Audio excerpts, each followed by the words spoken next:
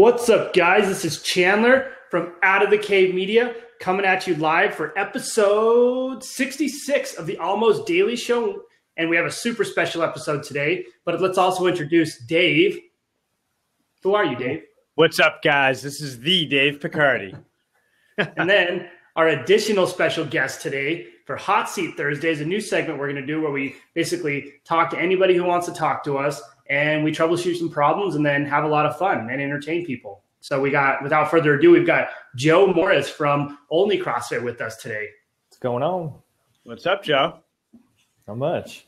This is going to be a cool show. Very special guest today, and we're actually excited to kind of hear about how the business is going, how the marketing's going in it, and then getting a next step, right? Getting you rolling, driving leads. Yep, exactly. Sounds good. Yeah. So without further ado, let's talk to Joe. Joe, tell us a little bit about yourself and where you're at and what you're doing. Yeah, so we opened the gym back in October of 2015, so it's been just over 2 years now. Things are going good. We're growing. We're in a small town. We've only got 10,000 people, small farming community. So growth has been a little bit slow, but not terrible. We're doing okay. We're turning a profit. I'm starting to get, paid what I, want to get paid. So we're doing pretty good. Very awesome. Cool. So you just said something that I think is going to really set the tone for this. You're in a town of 10,000 people. Mm-hmm. Right? So anyone that's listening to the show, that's not a lot of people. Yeah, this is a lot, and this is a little. Yeah, that's what Joe is in the little. So I think it's super important. Tell us about that. So being in a small town, what's that dynamic look like? What was before you started working with us, and we'll kind of get into that, but what was it like trying to get your name out there and grow the business and what's a small community? Yeah. So, there's pros and cons for sure. So some of the pros is the town is small. So anytime something new comes in, we're the first CrossFit gym ever to come here. So immediately, people talk and they're, talking about the new gym that's opening up. And so that's a good thing because there's so few people, it's not hard to actually get people to know that you're actually there. And then one of the bad things, I guess, it can be good or bad, kind of depending. So because the town's small, everybody knows each other. So, the same families have been here for 200 years. So there's some last names where people are like, oh yeah, I know them. And then there's other last names where people are like, ooh, I know them. So you kind of have to deal with the small town politics and, certain people's opinions of you are going to, push their friends and their, people that they influence one way or the other. So if they say something good about you, it's good. If they say something bad about you, you may never have a chance to even talk to those people. So just that kind of stuff is what we're kind of trying to work against with trying to get out there to everybody and talk to a bunch of different people. And, Yeah, makes sense. Yeah. I grew up in a small town like that. We had 2,500 people. Everybody knew who you were. Everybody knew what you were doing. Everybody knew not only you, but your entire family's reputation. And so it's when you talk about these small communities, it's incredibly important to get people thinking of you in the right way, especially if you're not necessarily immediately from that community or if you're kind of an indifferent person, because they will remember forever whatever happens. And so if we have a business or a brand, the stronger you build that, the more likely it is you control that whole community. Right. Yeah. So I had a clean slate because I'm from San Diego originally. I've only lived here as long as the business has been here. So everybody knows me, and there's not really a whole. My wife's family's from here, but they're one of the good. They're one of the good ones. So, luckily, I married the right last name. Congratulations! Yeah, right. Imagine if you moved to town. Imagine if you moved to town and then you were like, "Oh no one likes you." What did you do to me? What did just move? Yeah, would have just moved. Oh, that'd be funny. But I think it really sets the tone for the smaller. When people are in bigger markets, people can make mistakes all day long, reinvent themselves, and come out firing again and try something different. And you see that in our industry. everywhere, right? Different marketing strategies, different ads. We're going to change how we run the business, whatever it is. In a small town, but you don't have that opportunity. You have to get it right. Yeah, for sure. Yeah, that's it. And everybody remembers everything and everybody knows everything. So the better things they know about you and the more likely that they are to see you, the more likely it is you're going to be the one to go to. And it's weird how small towns work. If you're the business that everybody goes to, you will be the business that's successful and you will be the one that survives. If you're the one that nobody really likes or doesn't have the right last name, then all of a sudden nobody wants to be involved in it. It's funny. We used to call it like the good old boys syndrome. Back when I was where I grew up, it was just like that. It was like Friday Night Lights. If you played football, you could do anything you want. You didn't have to study. No, there's definitely some of that going on here for sure. Oh yeah. I would have liked a town like that. Oh, it's great. Yeah, it is. It's awesome here. I mean, like it takes me 5 minutes to get anywhere. So, like if one of my kids is waiting on me, it's like, yeah, I'll be there in 5 minutes. Don't worry about it. Just hang out. So, that kind of stuff is cool. And then, every time I go to Walmart, I see one of my clients there, just that kind of stuff is really cool. Yeah, that's awesome. Keeps that relationship motoring and humming along. So talk to us a little bit about kind of how your business has evolved from where you started to where you started like working on marketing to where you are now. Yeah. So, I mean, we started out kind of slow and, I really wasn't sure what to do as far as marketing and all that stuff. So it was kind of like open up the doors, get a few clients, and then try and, get some referrals and grow it from there. And then, that was good. And then, I've been a member of the Two Brain group since I opened. So just using their philosophy and, just doing the stuff that they preach and, just growing it from there and really the big thing is really, I was trying to be patient because I knew I kind of knew how the market was going to be with the small town and people aren't, really open to change all that much. So really my biggest thing is I've just been trying to be patient with putting all this stuff into practice and just waiting, it's going to build.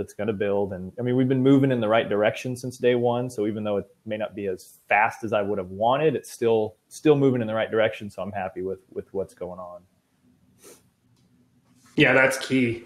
And talk to us a little bit about how you worked to build your brand up and to develop kind of that presence that does give you that differentiation after you started realizing like you're in the long game, but then what do we do? Yeah. So, I mean, it's just little things like, going to the health fairs, being in the Christmas parade, stuff that like a good portion of the town is going to go to, just doing that kind of stuff. And then, putting out the content and making sure it's getting shared and different people are seeing it. Talking to other local business owners or going into the banks and, talking to the HR representatives of the hospital and the bank and that kind of stuff. And just really just getting it out there to as many people as I can. Yeah, that's huge. So in a small town like that, like when you're getting out, is there a chamber of commerce? Is there, how involved are you in the local town? I know something that you had said is you wanted to be the mayor at some point. We'll see about that. So I was a member of the Chamber of Commerce for the first 2 years that we were here, and I actually didn't renew my membership this year. And it was more of me and less of them because of the services that they kind of offer. I wasn't taking full advantage of it, and that's just because it wasn't high on my priority list. So nothing against the chamber here. The chamber's great here. I mean, the lady that runs it is really, she's really involved in the community and getting word out there and things like that. It was just, for me, it was like one more thing that I had to do on a weekly, monthly basis. So it was more me than them.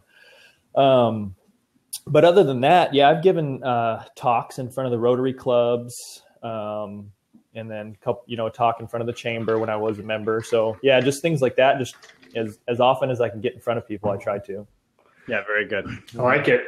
So let's fast forward to where you're at right now. What are we doing right now? And then let's troubleshoot a problem.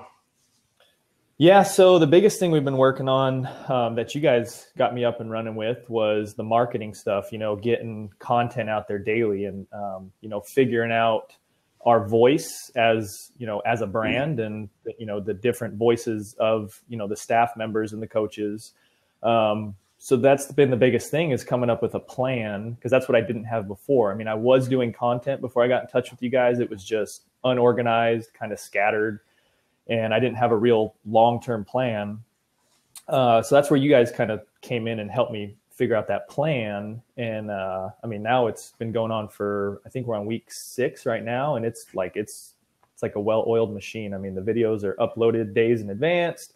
Subtitles are in there, they're scheduled to post, so I don't even have to touch it anymore. And so as long as I keep up with that, I think we're doing, heading in the right direction. Yeah. You guys even have a podcast now, which is exciting. Well, yeah, kind of, sort of. Yeah. So you talked about the voice. Tell me about like what the voice means to you and how you really started to understand what it is. A lot of people don't really get what the voice means in terms of like your own voice. Yeah. So like, that first call that we had with you guys, where the whole staff was there, where you guys were kind of identifying our strengths and the things that we enjoy talking about. So each staff member has their thing. Like, my thing, I like talking about leadership. I was in the Marine Corps for 12 years, so it just comes naturally to me. One of the other coaches, Marine Corps birthday's tomorrow too. Ooh, yeah, it's exciting. Yeah, there we go. Don't forget about that. And then my 2 coaches, one of them is he's almost like Dave Asprey, where he just kind of does experiments on himself all the time. So he talks a little bit about this weird stuff that he's learning about this week.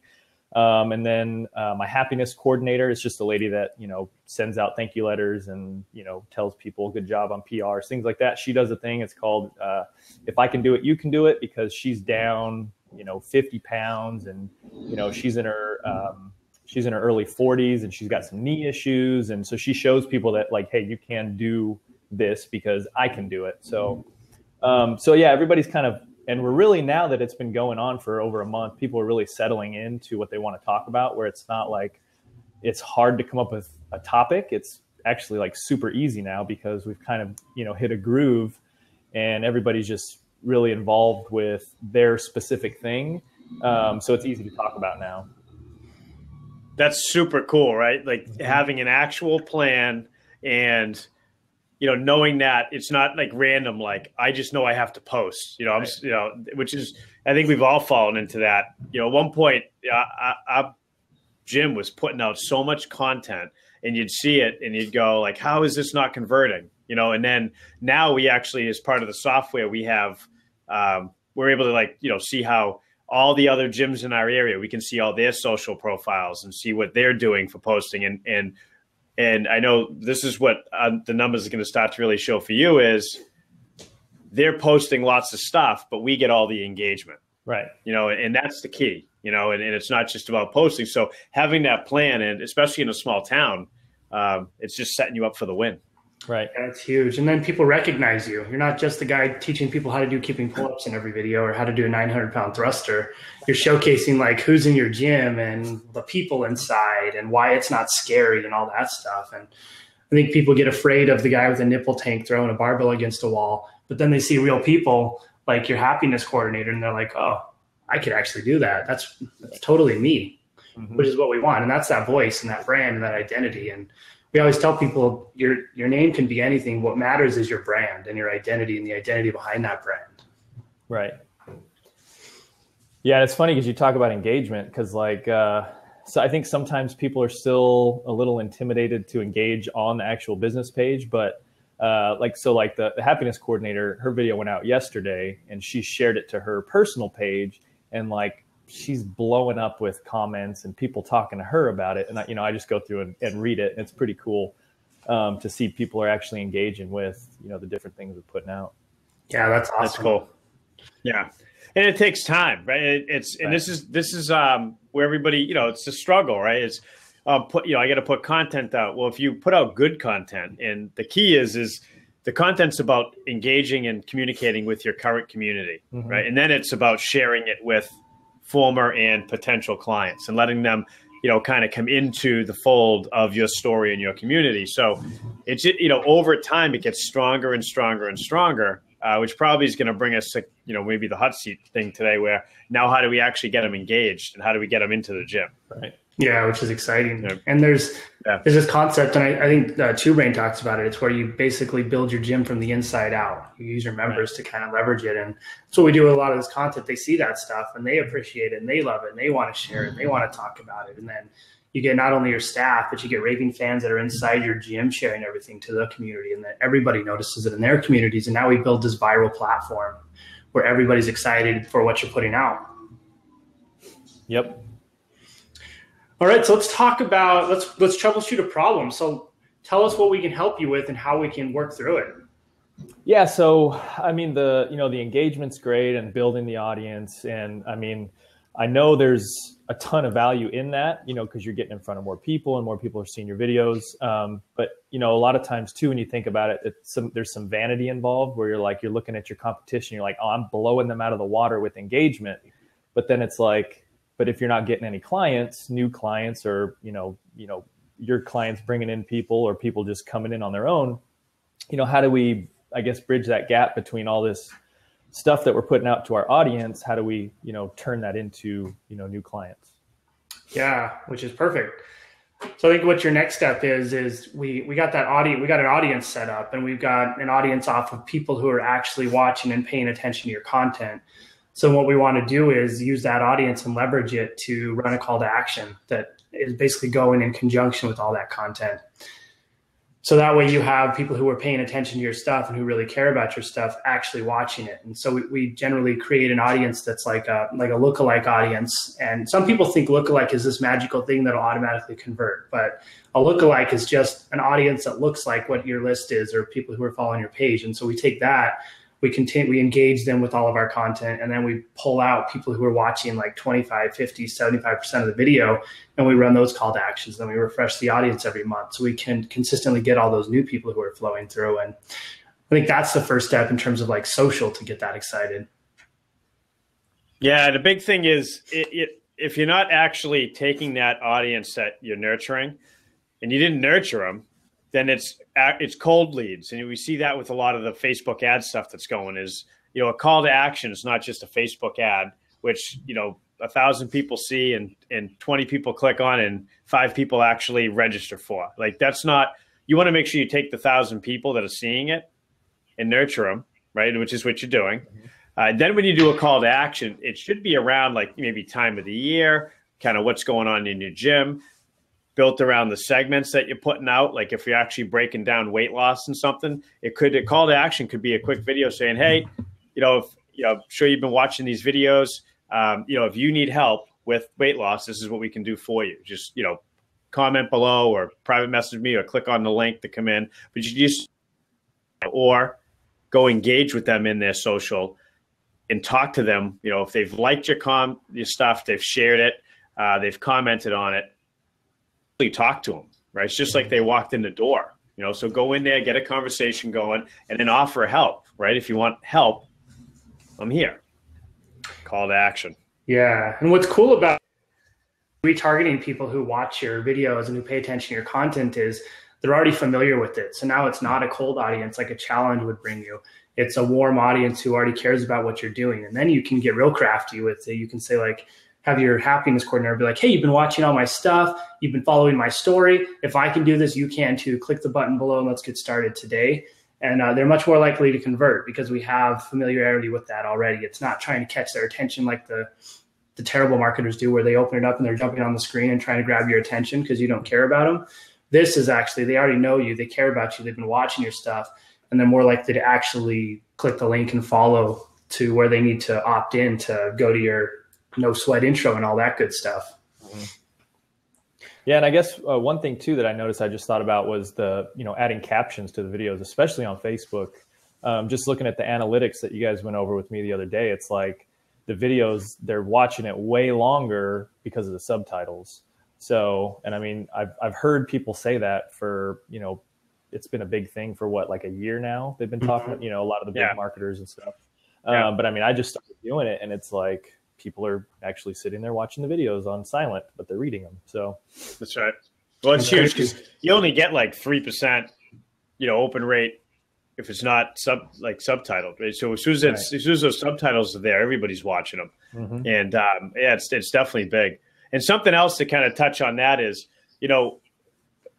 there's so many things to do with social. And I think this is the big part of having a plan is let's actually come up with a plan. Let's build it around the people and the personalities and the specialties and figure out a long-term storyline. Let's do all these things first. Let's get it rolling. And then let's start adding in like the biggest bangs for the buck. Like, it wasn't like day one, here is all the stuff you have to do, Joe. Get it all done. Right? Like, because then it's overwhelming. And then you're dropping the ball on the important stuff. Yeah. And the first thing I did, as soon as I got off the phone with you guys, the first thing I did was I just wrote out the whole process. So like I was taking notes while you guys were talking, and then I just kind of broke it down step by step. Like step 1, upload it to YouTube. Step 2, upload it to Facebook, add the subtitles. So it's like broken down step by step to where to do a whole week's worth of content to put it on YouTube, Facebook, and Instagram. it's like maybe an hour's worth of work. It's really not that much once you get that plan in place and you know how to do it. So that's right. That's what's been big for me, where I can just sit down with that checklist and just hit it every time. Right. And what the key there as well is you documented that process. So when you get to the point to where you bring staff on to do these things for you, you already have a training manual, you already have something for them to follow. Right. One of the biggest pieces, especially business owners fail with, is documenting every single thing they do step by step. So that way, when you need to hire, you've already got it down. It's not, what do I do? It's, I already have it organized. This is what I need. This is what the job description looks like. Yeah. And that's where people fall off. If you don't have it organized, there is too much to do and too much to remember. And that's where, everybody listening right now would agree. It's like, well, I used to do that and it worked really well. Why did I stop? It's like, I forget why I stopped. And it's because something else came along that you had to put your effort into, but you didn't have a plan in place to make sure the stuff that you've already implemented stays implemented. Yeah, which is huge. Yeah. So I think your next steps are organizing that call to action around people who are paying attention to your content, and then taking your content and trying to get it in the hands of people in your community. So maybe you guys do a really cool video that talks about nutrition or health or motivation or like some sort of movement-based thing, and you get it in the hands of like a local group, like maybe a physical therapist or a chiropractor or something. Say, hey, we've got this great content. We'd love to feature you on a piece one of these days. And then you go and you do a cut with them, and then they share it to their whole network. And now you've established strategic partnerships with your content. So it's not just you guys, it's you guys finding other people in the community. And then it turns into, hey, why don't we do a workshop together? And then you guys pull in a workshop and you leverage both your networks to bring everyone in. So it starts with the base of content and then builds out from there, and then turns into offline marketing. So now we're doing local business development. We're making strategic partnerships, and that's another big piece. It's Facebook is important, but it can't be the whole strategy. And when you look at it, the digital marketers right now and Facebook experts are a dime a dozen, but strategists and like brand strategists are the ones who you really need, because they understand that long-term potential. They understand setting you up in steps. So get your content ready, get your content organized. Okay, now start putting it out. Now go make strategic partnerships, call to actions on social, and organize some sort of workshops. And then you've got yourself a plan that's actually going to propel you to success long-term. For the win. For the win. I love it. For the win. Well, this has been fun, Joe. Anything else you'd like to tell everybody on this live broadcast? Yeah, just come up with a plan, write it down, and execute. That's it. Yeah. What do you think is the most important thing for people to do if they watch this and they're like, well, I watched it, but I don't know what to do with myself? Just get your staff together, sit down for an hour, and just figure out one thing that you want to talk about, and jot down 3 ideas, and then you got content for the next 3 weeks. And then just sit down and just videotape it. Just start a camera rolling. And we started doing a bloopers reel too. So I've got a videographer that comes to the gym, and I'm going to give him all this footage. He's going to put together a bloopers reel. So who cares if you screw it up? Just push record, and eventually you're going to get a video that you can post. It doesn't have to be perfect. Our videos aren't perfect. Most of them are one take. So if we stumble on our words a little bit, so what? Who cares? Just put it out there. Yeah, that's a really good point there. Yep. Everybody always says, oh, I have to produce one video a month that's pristine quality that costs me $9,000 and professionally produced. I'm like, no, don't get that crazy with it. Yeah. Just open your phone, point it at your face, and start talking, or whatever you're doing, point it at that, and then one and done. The more you shoot it, the more you get frustrated, the more your words don't work, and the more likely it is it's going to not look as sincere. Yep. I think that's an important part of what we do too, is it's all about setting you up for success. And so if you have the capability of professional gear and someone coming in and doing it, then we need a little bit of a strategy around that. If you don't, then the strategy needs to be around what can everybody actually do for technology.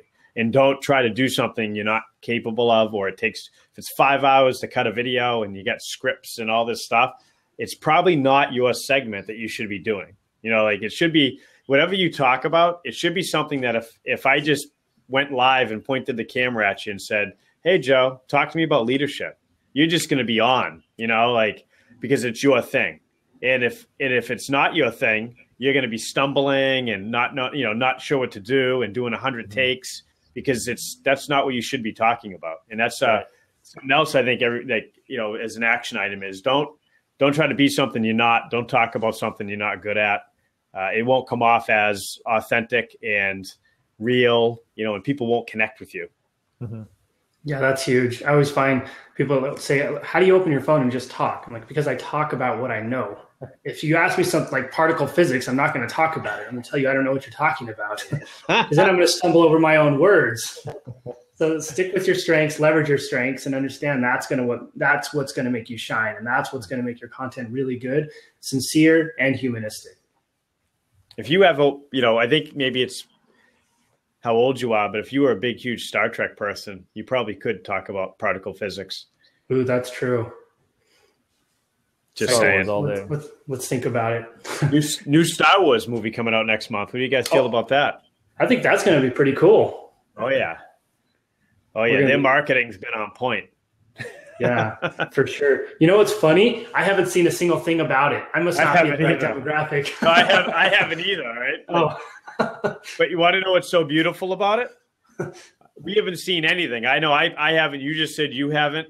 And I'm a big Star Wars guy, right? So I knew it was coming out I only saw it once. I know in December it's coming out. Like, that's how good their brand story is, right? That's true. It's like, they only have to say it once. It was probably the last one a year ago that said next year this time, right? And I've been waiting for it ever since. So how do we do that? How do we say come to the gym once and then everybody comes to the? I think you have to start back in the mid 70s, and I think you have to just. I think you have to be consistent. Yeah. You need a 40-year brand story, and hopefully a retirement plan at that point. Right. Maybe a couple Jedis and lightsabers. Right? I think George Lucas is going to be okay in retirement. Yeah, that's right. Yeah, I think he retired 40 years ago. Yeah. He just sits in his chair and watches now. He's like, look what I created. Yeah. Everybody loves it. That's right. Good stuff. All right. This has been fun, Joe. Any last words for people watching? Nope. Just get it done. That's what I like. Get it done. Yep. If you don't have time, you have time to fail. That's what I always say. That's right. All right. This has been a pleasure, sir. Thank you for coming on the show. Yep. We will see you guys maybe tomorrow. Who knows? Because it's almost daily with your host, Chandler, and the Dave Picardi. The Dave Picardi. And the crowd goes, "Let's go, Boston." Let's go, Boston. Okay, we're shutting this thing down. We're out of control.